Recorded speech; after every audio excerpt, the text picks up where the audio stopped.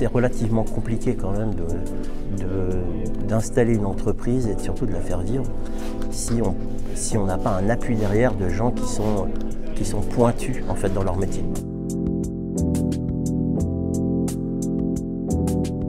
Je suis propriétaire avec ma femme d'une des plus vieilles discothèques de Rouen puisqu'on a réussi à la situer à 1935. Avec la crise sanitaire, on a été obligé de fermer à partir du 13 mars. On pensait fermer pour 3 semaines.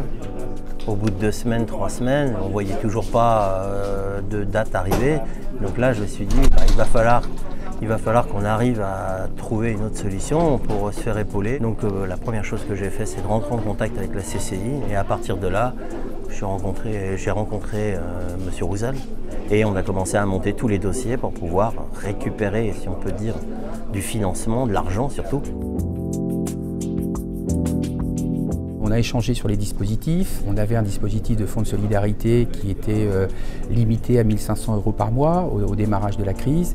Et le travail que l'on a mené, c'était de pouvoir militer pour avoir un dispositif supplémentaire que l'on a obtenu, qui s'appelle le Fonds national de solidarité numéro 2. On a beaucoup échangé aussi sur les textes, sur l'interprétation des textes, notamment en ce qui concerne la posture par rapport aux bailleurs, parce que parmi les postes importants, on va dire, ceux de ce type d'établissement, on a bien sûr le loyer.